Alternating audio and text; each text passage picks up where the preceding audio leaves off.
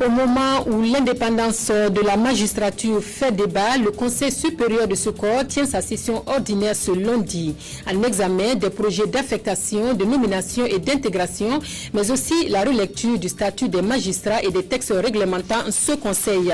50 bougies pour la RTB, elles seront allumées en août prochain.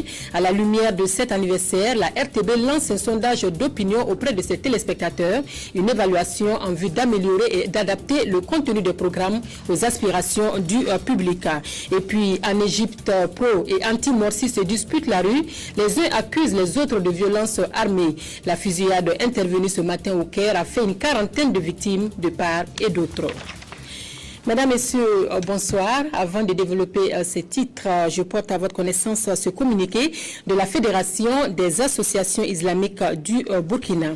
Le président du présidium de la Fédération des associations islamiques du Burkina, président de la Commission nationale d'observation de la Lune, porte à la connaissance des fidèles musulmans ainsi que de l'ensemble de la communauté nationale que le croissant lunaire marquant le début du jeûne de Ramadan n'ayant été aperçu par aucune des équipes d'observation déployées ce jour 8 juillet 2013 sur le territoire national, le mois de Chaban sera complété à 30 jours suivant les préceptes sacrés de l'islam.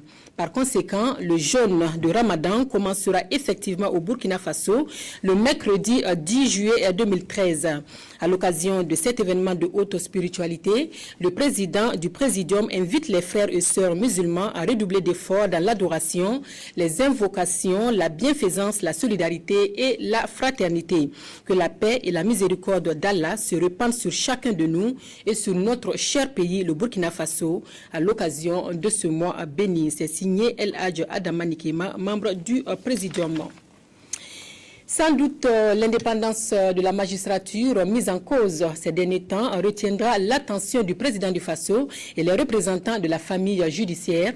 La session ordinaire du Conseil supérieur de la magistrature qui les réunit ce lundi examinera aussi les projets d'affectation, de nomination et d'intégration des magistrats, la relecture de leur statut, de même que les textes réglementant le Conseil supérieur de la magistrature seront aussi discutés. Jacques Lamy Satarpaga. Du Conseil supérieur de la magistrature se tient à un moment où de nombreuses questions sont posées sur certains principes qui guident la profession. C'est le cas notamment de l'indépendance de la justice. Le monde judiciaire en général et la magistrature en particulier subit des critiques de plus en plus élevées et plus ou moins fondées. La question de l'indépendance de la magistrature a été posée. Grâce au sens élevé du devoir de nos responsables syndicaux, j'ai eu l'opportunité de leur réaffirmer le profond attachement du gouvernement et de ma modeste personne à ce principe qui constitue le fondement même de la magistrature. Sous la présidence du chef de l'État, président du Conseil supérieur de la magistrature, des projets d'affectation, de nomination et d'intégration de magistrats seront examinés. Les membres du Conseil donneront également leurs avis sur d'autres sujets qui leur seront soumis. L'objectif étant de faire en sorte que la justice soit débarrassée de tous ces maux au profit du droit. Un pouvoir judiciaire indépendant et impartial, un barreau indépendant et un parquet objectif et impartial, capable d'exercer ses fonctions en conséquence, ainsi que l'intégrité du système judiciaire, sont les préalables indispensables à la protection des droits de l'homme et à l'application des règles de droit et à la garantie des procès équitables et de l'absence de discrimination dans l'administration de la justice. Le monde judiciaire, avec à sa tête le président du Faso, va se prononcer aussi sur la relecture du statut des magistrats ainsi que les textes régissant le Conseil supérieur de la magistrature.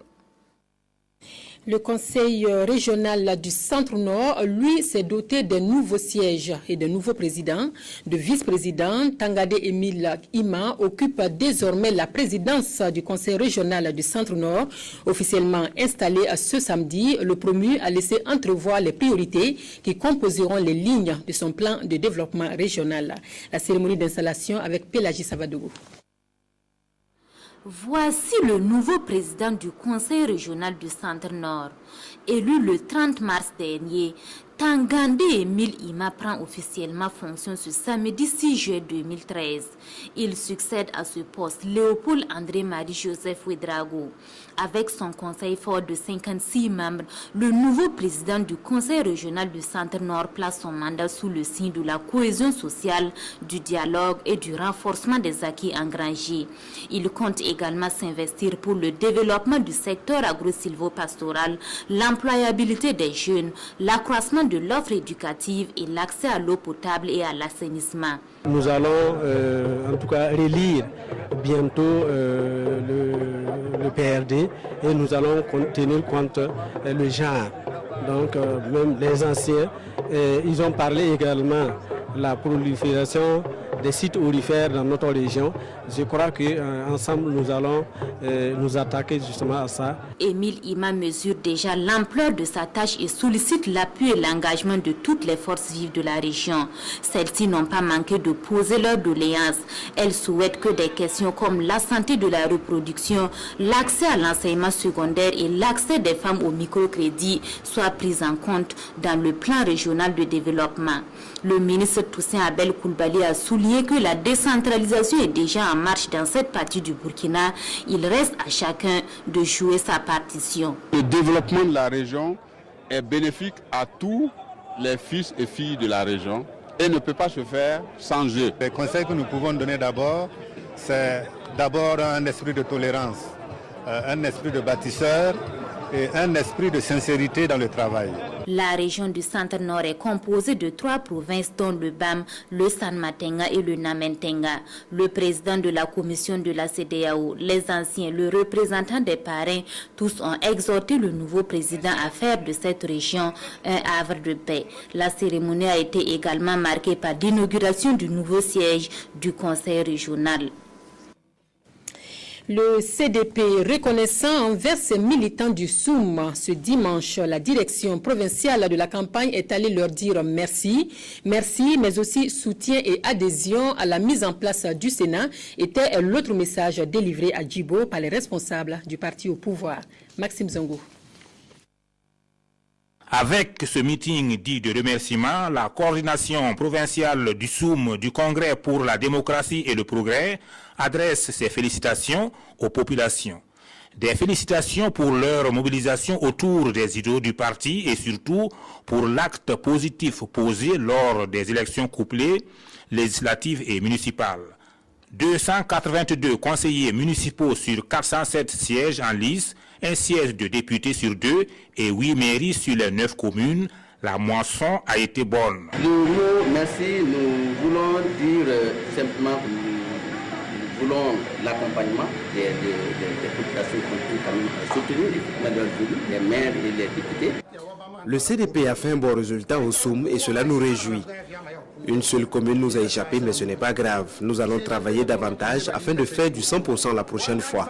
Nous appelons les militants à plus de mobilisation et de vigilance pour les défis futurs car le CDP est le parti de la paix et de la démocratie. Merci pour la confiance renouvelée au parti. C'est en substance le contenu des interventions des élus de la province, des militants et sympathisants du CDP. Tour à tour, personnes âgées, femmes, jeunes ont réaffirmé leur fidélité au parti. Ils ont émis à l'occasion des doléances visant à améliorer les conditions de vie des populations.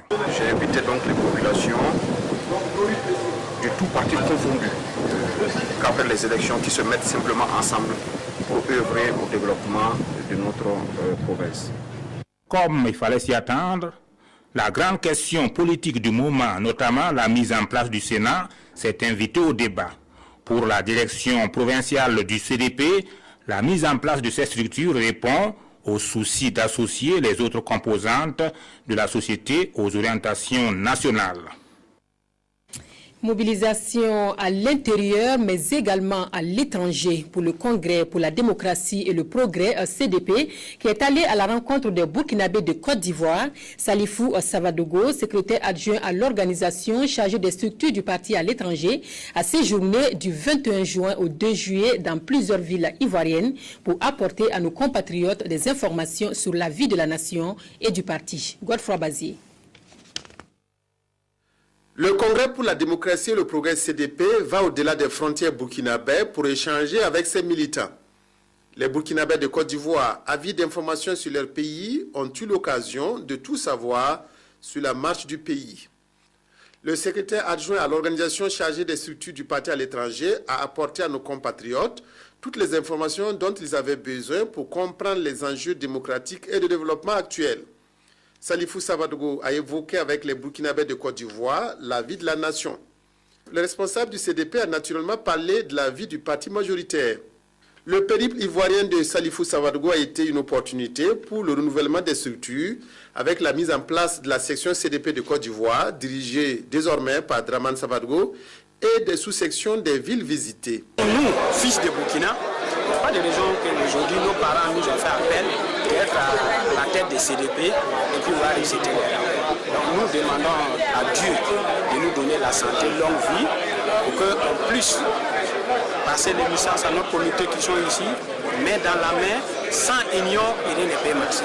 D'Abidjan à Soubré, en passant par Abengourou, Bouaké, Yamoussoukro et San Pedro, les militants et sympathisants du CDP ont montré un réel intérêt pour ces rencontres d'échange avec le parti. Et comme on pouvait s'y attendre, nos compatriotes ont retenu 3 préoccupations d'actualité pour lesquelles ils ont apporté leurs contributions.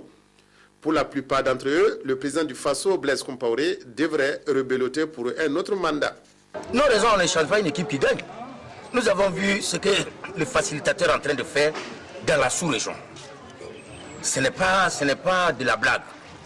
C'est-à-dire, on a tout vu, en commençant par la Côte d'Ivoire même, la Guinée, le Mali tout dernièrement, le Togo. Mais c'est une chance qui n'est pas donnée à tout le monde. Mais je ne sais pas pourquoi vous voulez changer une équipe qui gagne. Mais moi, ce n'est pas Blaise que j'aime. J'aime son travail. À cause de Blaise, nous les Burkinabés qui sont dehors ici, aujourd'hui, les gens nous respectent à cause de Blaise. Si c'était moi, il n'y a pas de référendum pour Blaise. Elle doit être présidente.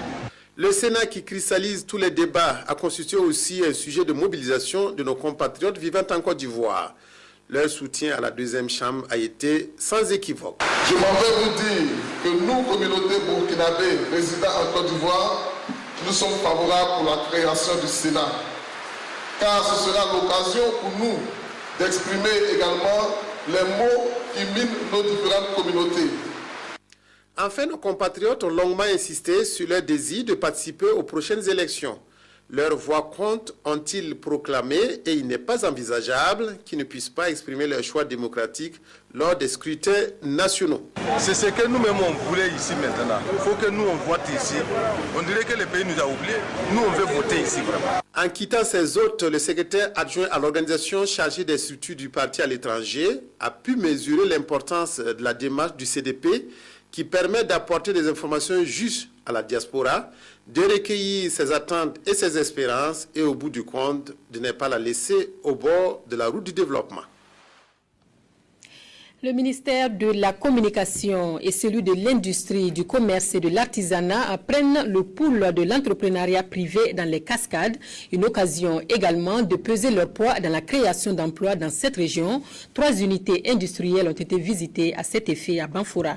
Ouidia Rokiasanou. À l'accueil de la délégation conjointe du ministère de la Communication et de celui de l'Industrie, du Commerce et de l'Artisanat, un personnel de la société d'exploitation d'huile de Bérigadougou visiblement ému. Cette société qui a ouvert ses portes en 2011 évolue dans la transformation de graines de coton en huile alimentaire et en tourteaux pour bétail. Nous avons une production de tourteaux de plus de 25 tonnes jour. Et en huile, nous avons une production de 100 bidons par jour. Actuellement, nous avons des difficultés à écouler. À la société de transformation industrielle d'Anacard, le problème d'écoulement ne se pose pas puisque toute la production est commandée par une société américaine. Là, les difficultés ont pour nom accès au financement et approvisionnement en matières premières pour assurer la continuité de la production. Effectivement, ces difficultés sont un peu d'ordre général. À partir du moment que nous connaissons aujourd'hui ces problèmes d'ordre spécifique, nous allons l'approcher de façon participative à pouvoir trouver en tout cas des réponses idoines à ces difficultés. Ça réconforte que les autorités s'intéressent à votre activité. Présentement, nous produisons un conteneur d'amandes blanches. Ça dit que nous avons une capacité de 1500 tonnes de noix brutes à transformer par an. En plus de la noix de cajou, l'association WALL, elle, s'est spécialisée dans la production de mangues séchées, de jus de fruits, de confitures et offre de l'emploi à 1 millier de personnes. Nous avons pu visiter des unités industrielles qui témoignent de l'esprit d'initiative, qui témoignent de l'ardeur au travail de nos acteurs. Ce que j'ai vu m'a vraiment beaucoup édifié. Le passage des autorités dans chacune de ces unités industrielles a été immortalisé par des mots d'encouragement et de félicitations consignés dans leur livre d'or pour la postérité. Les huiles alimentaires et la farine de blé doivent être enrichies en vitamine A, en fer et en acide folique. L'information est portée aux opérateurs économiques sur les procédures de contrôle de ces micronutriments par l'Agence pour la promotion des exportations, une exigence des normes de qualité, de la réglementation et des procédures de contrôle des aliments enrichis. Explication Yolande Lompo. Depuis quelque temps, le Burkina Faso a entrepris des mesures pour lutter contre les carences en vitamine A et en acide folique. Désormais, les producteurs d'huile devront se conformer aux normes burkinabais homologuées en 2010 en enrichissant les huiles alimentaires en vitamine A. Quant aux meuniers, ils auront pour obligation de mettre sur le marché des farines de blé riches en acide folique. 7% des femmes en âge de procréer et de celles qui sont enceintes souffrent de cécité nocturne. Et encore, si on regarde, près de 46% des enfants de moins de 6 ans, ça veut dire que presque la moitié des enfants de moins de 6 ans souffrent également de ces carences en vitamine A, ce qui peut entraîner des dommages sur la santé. Et on sait qu'un enfant qui est malnutri, un enfant qui est carencé, va entraîner un adulte qui est carencé également. Et on sait que l'économie du pays va prendre un cours sérieux. La présente rencontre vise à informer et à sensibiliser les opérateurs économiques et la population sur le rôle des organisations de défense des consommateurs dans la mise en application des normes nationales, notamment celles portant sur les huiles et la farine enrichie. Il s'agira pour nous, à partir des informations qui sont données aux opérateurs économiques, qui sont données également à ceux qui sont en charge du contrôle, de prendre la mesure des choses, de comprendre l'importance qu'il y a d'enrichir ces aliments-là au profit des consommateurs. Je voudrais vous dire que les consommateurs burkinabés sont de plus en plus exigeants, ils ne se laissent plus leurrer. Il s'agit aujourd'hui de leur donner l'information juste pour qu'ils puissent faire des choix, je dirais, bien réfléchis et judicieux par rapport à leur pouvoir d'achat. L'USAID, l'ambassade de Chine, Taïwan et la fondation Helen Keller International soutiennent l'agence pour la promotion des exportations dans cette lutte qui devra contribuer à réduire le taux de morbidité et de mortalité, surtout au niveau des enfants. Et en cas de problème de santé, l'assurance maladie universelle pourrait être d'un grand secours. La fonction publique du travail et de la sécurité sociale est justement à la recherche de consensus à travers des concertations régionales. Avant donc de mettre en place ce nouveau système de protection sociale, les échanges se mènent avec les différentes couches de la population. Dernière étape en date, Waïgouya dans le Nord. Godefroy Bazier. La concertation régionale du Nord sur la mise en place d'une assurance maladie universelle et le développement des mutuelles sociales est la 11e du genre pour donner l'information, recueillir les suggestions et les avis des forces vives, en un mot, créer un consensus autour de ce système de protection sociale. À Waïgouya, le ministre Vincent Zakane a rappelé une nouvelle fois les principes d'équité et de solidarité qui caractérisent l'assurance maladie. En s'appuyant sur les mutuelles sociales, surtout de santé, dans les communes, les régions et les corps de métiers ou entreprises, un grand pas dans la bonne direction devrait être franchi. Et les collectivités territoriales sont appelées donc à jouer un rôle prépondérant. Nous allons tout mettre en œuvre pour que la population comprenne d'abord le bien fondé de cette activité. Et en cela, c'est passer donc l'information en langue morée, recueillir leur point de vue et surtout travailler avec eux. Sinon que la population, actuellement, elle va applaudir cela, mais elle va toujours poser le problème de moyens. Le processus de mise en place de l'AMU est long et complexe et repose sur un contrat social qui engage toutes les couches de la population, d'où l'insistance des autorités à une plus grande implication de tous les Burkinabés pour que chacun puisse avoir accès à un minimum de soins de santé sans avoir à payer directement de sa poche. C'est une vaste campagne sur laquelle nous fondons beaucoup d'espoir pour que l'assurance maladie universelle soit prise en main par les populations elles-mêmes. C'est une affaire non pas du gouvernement seulement, mais des populations. Nous attendons que les forces vives de la région du Nord puissent bien comprendre le système et adhérer globalement à ce système. Les discussions qui ont suivi les présentations ont montré un réel et vif intérêt des Burkinabés pour l'assurance maladie universelle. Le large consensus tant recherché n'est plus une ligne d'horizon. L'assurance maladie universelle en question également dans une conférence publique à Ouagadougou. L'interrogation est énoncée par la coordination des écoles publiques professionnelles. Les exigences et les avantages de ce cadre de solidarité nationale ont été expliqués aux futurs fonctionnaires par le secrétaire permanent du comité de pilotage de l'assurance maladie universelle, Ismaël Diloma Sirima et Nathalie Kaouré pour le reportage. L'assurance maladie universelle et le développement des mutuelles de santé, c'est le thème de la conférence qui a réuni ces élèves des écoles publiques professionnelles.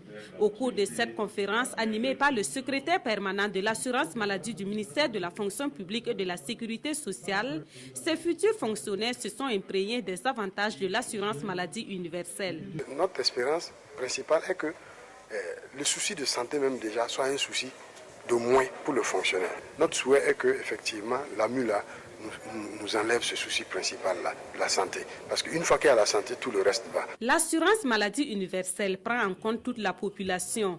Dans ce sens, le gouvernement a lancé depuis avril dernier une série de concertations dans les 13 régions du Burkina. Des concertations que nous avons entamées au niveau régional, sectoriel, et bien sûr, celle d'aujourd'hui, c'est informer largement la population pour recueillir son adhésion, mais aussi ses aspirations et ses suggestions.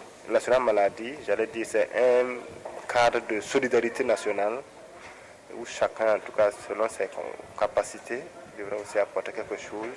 L'État aussi apportera quelque chose pour qu'on mette le tout ensemble, permettre à tous les Burkinabés de pouvoir aller se soigner. Selon les statistiques de la Direction générale de la protection sociale, 38% des revenus des Burkinabés vont aux soins de santé. Et l'assurance maladie universelle devrait beaucoup soulager les populations dans ce domaine. Eux ont les réponses aux questions de génie civil, principalement en bâtiment et travaux publics. Les 16 nouveaux diplômés en master dans cette option sont les tout premiers de l'École supérieure polytechnique de la jeunesse. Avec leur parchemin en main, les lauréats se disent prêts à affronter le marché de l'emploi pour montrer leur savoir-faire. Reportage, Ismaël Diloma Sirima et Cécile Vesda. Ce sont là les tout premiers diplômés en master de génie civil option bâtiment et travaux publics de l'École supérieure polytechnique de la jeunesse. Au nombre de 16, ces lauréats qui reçoivent leur parchemin ont pris pour nom de baptême Feu Adama Touré. Désormais, ils se disent bien outillés et prêts à relever tous les défis qui se présenteront à eux. D'affronter le marché de l'emploi et pourquoi pas, avec le temps, essayer de bâtir le pays, pourquoi pas monter des entreprises. Pour faire comme nos prédécesseurs, comme notre parrain, M. Mokhtar, le projet pour à l'endroit de mes cadets, je leur dirais que il n'y a que le travail. Et puis bon, s'il plaît à Dieu, on arrive au bout. Le parrain Mokhtar Mando, lui, invite ses filleuls à être ingénieux à l'image de Feu Adama Touré, le fondateur de l'École supérieure polytechnique de la jeunesse.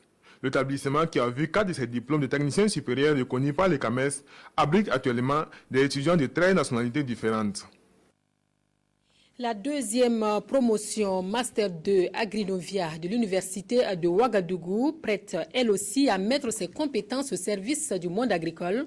25 étudiants formés sur les innovations et le développement en milieu rural ont reçu leur diplôme de fin de formation le 25 juin dernier. Sur la cérémonie de sortie de promotion, le reportage de Oumou Sissé et de Nyakiteda. Après 10 mois de travaux pratiques et théoriques, ces étudiants reçoivent leur parchemin de fin de formation. Venus du Bénin, du Togo, de la Côte d'Ivoire, du Cameroun, du Madagascar et du Burkina Faso, ces diplômés en Master 2 Agrinovia sont désormais outillés et prêts à servir le monde agricole et rural. Première formation dans laquelle on peut concilier monde professionnel et monde académique. Et voilà. Et également, ils sont arrivés à concilier pratique et théorie, parce que là, on a eu près de 6 sorties de terrain et en même temps, on revenait dans les classes suivre les cours. Donc, on arrivait à concilier en même temps la pratique et la théorie. Je voudrais également dire à nos feuilles que l'avenir appartient à ceux qui se battent. Et donc, il leur appartiendra de faire en sorte que le savoir acquis au cours de cette formation puisse les permettre d'être utiles. Le Master 2 Agrinovia est un programme portant sur les innovations et le développement en milieu rural. C'est un programme qui a vu le jour en 2009. Nous sommes une équipe d'enseignants du Sud qui croient vraiment très fort que nous pouvons beaucoup faire pour la jeunesse africaine, que nous pouvons booster les dynamiques de développement et accompagner nos étudiants dans leurs actions futures, dans leurs entreprises, dans leurs projets. Cette deuxième promotion a pour nom de baptême Salé Kanta en l'honneur à l'un de leurs professeurs décédé pendant la formation. Par chemin en main, ces étudiants peuvent désormais participer au développement de l'agriculture en Afrique. La RTB en quête d'une nouvelle orientation à la veille de son cinquantenaire, 50 bougies en août prochain et déjà en vue une cure de jouvence, des programmes améliorés et adaptés aux aspirations des téléspectateurs. Voilà ce à quoi répond un sondage d'opinion lancé bientôt. L'équipe d'enquêteurs chargée d'administrer les questionnaires est en formation depuis ce matin à Ouagadougou. Oswald Gaëtan Segueda, Aboubakar Sagnon nous les présente. Ces enquêteurs bénéficient d'une formation assurée par l'Institut national de la statistique et de la démographie. Dans les jours à venir, ils vont recueillir les avis et les suggestions des téléspectateurs sur le contenu des programmes proposés par la RTB Télé. Pour cela, ils doivent parcourir les 13 régions du pays et interroger environ 2000 personnes par région. Ce qui leur serait inculqué, c'est les différentes pratiques de collecte des données qu'ils vont faire sur le terrain. Donc on leur donne en réalité des conseils pour que la qualité du travail soit vraiment excellente. Le sondage se limite certes au niveau région, mais avec les outils que nous avons conçus nous permettent d'avoir une significativité assez importante. En 50 ans d'émission, la chaîne nationale a connu beaucoup d'évolutions. Elle veut à présent mettre à contribution les citoyens dans l'élaboration d'une nouvelle grille de programmes. L'objectif est donc bien clair et les attentes aussi. De 2 heures d'émission en 1963, la RTB Télé est aujourd'hui à 24 heures sur 24. Donc les choses ont beaucoup évolué. La RTB Télé est sur satellite. Donc au-delà, les réalités également ont beaucoup changé, beaucoup évolué. Donc il s'agit pour la RTB de voir comment adapter sa grille de programme aux besoins actuels des Burkinabés, des résidents et des non-résidents. Ce sera également une occasion pour la RTB de demander aux populations de contribuer d'une façon ou d'une autre à l'élaboration de la nouvelle grille de programme. Pour tous ceux qui ne seront pas touchés par les enquêteurs, un sondage en ligne est disponible sur le site de la RTB et de l'Institut national de la statistique et de la démographie. Sur les écrans de la RTB, Bambino Show s'annonce au programme de ses vacances, un dimanche sur 2, et ce jusqu'au 29 septembre. Les tout-petits feront montre de leur talent en danse, ballet, interprétation et élection Miss. L'édition 2013 est placée sous le thème de l'enfance, paix et intégration sous-régionale. En attendant les manches éliminatoires qui débutent le 21 juillet, les enfants ont donné un avant-goût de ce que sera la 11e édition de Bambino Show. Ramatouzida, Sylvestre. Voici un avant-goût de ce qui sera donné à voir à cette 11e édition des Bambino Show. Pour ces vacances, cette émission culturelle de veille et d'épanouissement mettra en compétition les enfants de 5 à 15 ans. Les manches éliminatoires débuteront le 21 juillet prochain. Mais déjà, à cette cérémonie de lancement, les tout-petits ont montré un aperçu de leur savoir-faire artistique.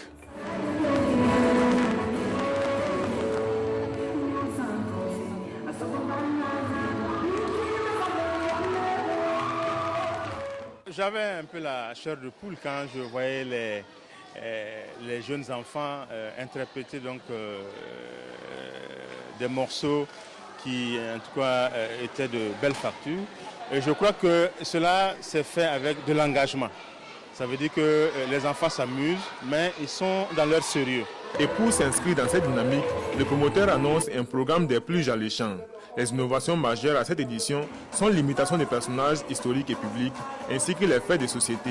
Cette édition 2013 aura comme programme, les ballets en compétition, les interprétations d'artistes, des concours de danse, des imitations de personnages historiques et publics actuels, voilà, et également les faits de société pour permettre de déballer un peu le thème de cette 11e édition. Et à côté de cela, il y aura le show de la couleur.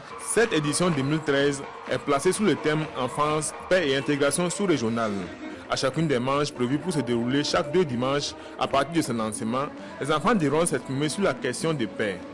Le promoteur, communément appelé Tonton Benito, entend par là inculquer à cette frange jeune de la société les valeurs de paix, de tolérance et de solidarité. En sport, la Coupe de l'Espoir a conjugué cette année football, cyclisme et santé. À Waïgouya, hommes et femmes ont eu droit au dépistage du cancer du col de l'utérus et de la prostate dans le cadre de la 19e édition de la Coupe de l'Espoir, une édition remportée en football par le secteur 5 de Waïgouya. Reportage d'Abakini. Une fin en apothéose, la 19e édition de la Coupe de l'Espoir s'est achevée avec la grande finale de football, remportée par le secteur 5 de Waïgouya devant le secteur 2, 1-0. Une finale qui a tenu toutes ses promesses au regard non seulement de la mobilisation, mais aussi de la qualité de jeu produit par les 22 acteurs. De plus en plus, on trouve que le football s'améliore. Il est de notre devoir de les accompagner, d'accompagner ces jeunes afin qu'ils fassent mieux. C'est pourquoi nous sommes tous venus pour accompagner le promoteur afin qu'il puisse faire mieux. Et j'ai demandé en même temps, si c'est possible, d'étendre ça à la région. Cette 19e édition a également fait un clin d'œil au football féminin et aux anciennes gloires du stade de Yatenga. Un match de gala qui n'est pas passé inaperçu. Ça m'a fait beaucoup de plaisir parce que j'ai retrouvé des grands joueurs de l'époque du stade du Yatenga que je n'ai pas vu, ça fait plus de 30 ans. Et ça nous a permis nous aussi de nous trémousser un peu sur le terrain. Il n'y a pas eu que le football. Les amoureux de la petite reine ont eu aussi droit à la compétition. Une cinquantaine de femmes de quelques communes se sont mesurées sur la distance de 16 km 500, course remportée par Isnata Sana de Goursi. Chez les hommes, les 15 coureurs qui ont pris le départ des 71 km 500 se sont montrés très combatifs. Mais au finish, c'est Amidou Savadogo de Waïgouya qui l'emporte au sprint. L'innovation majeure de cette 19e édition, c'est l'opportunité offerte aux femmes de faire le dépistage du cancer du col de l'utérus et aux hommes, celui de la prostate. C'est une histoire qui a commencé depuis 2000 avec les centres de santé. Le promoteur a initié une activité pour améliorer les compétences des agents de santé au niveau du CSP de Nabatégré, qui est un des grands centres au niveau de la commune de Waïgouya. Et cet appui a concerné au renforcement des compétences des agents de santé et aussi à l'apport des moyens techniques, du matériel technique pour assainir un peu le lieu de travail. Dans l'ensemble, on peut se satisfaire du déroulement de cette 19e Coupe de l'Espoir. Nous sommes très comblés parce que non seulement, comme vous l'avez dit, nous avons la mobilisation, mais nous avons vu un très beau jeu. Commencer donc par le dépistage du cancer du col de l'utérus. Ensuite, pour la première fois, nous avons fait le dépistage donc, du cancer de la prostate, ce qui est pour 200 hommes, ce qui est une très bonne chose. Les regards sont désormais tournés vers la 20e édition. Voilà donc un reportage commenté par Victorien et Marie-Hélène. Le Mali vit ses premières heures de la campagne présidentielle depuis hier. Plus d'une vingtaine de candidats en lice et une interrogation. La date du 28 juillet est-elle tenable? Non, répondent certains candidats qui n'hésitent pas à demander le report pur et simple du premier tour. Mais en attendant, dans les villes, ils soufflent les nerfs de campagne où affiches et meetings se côtoient sous l'œil des observateurs internationaux. Un rappel, ce communiqué de la Fédération des associations islamiques du Burkina.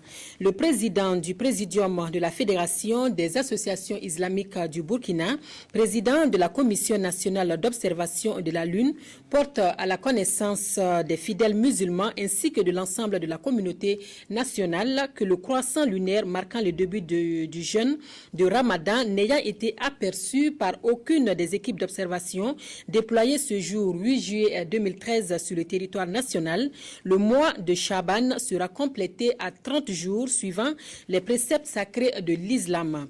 Par conséquent, le jeûne de Ramadan commencera effectivement au Burkina Faso le mercredi 10 juillet 2013. À l'occasion de cet événement de haute spiritualité, le président du Présidium invite les frères et sœurs musulmans à redoubler d'efforts dans l'adoration, les invocations, la bienfaisance, la solidarité et la fraternité, que la paix et la miséricorde d'Allah se répandent sur chacun de nous et sur notre cher pays, le Burkina Faso, à l'occasion de ce mois béni. Communiqué signé par El Hadj Adama Nikema, membre du Présidium. Voilà, merci de votre attention à ce journal qui s'achève. Excellente suite des programmes sur la RTB. Bonsoir et à demain.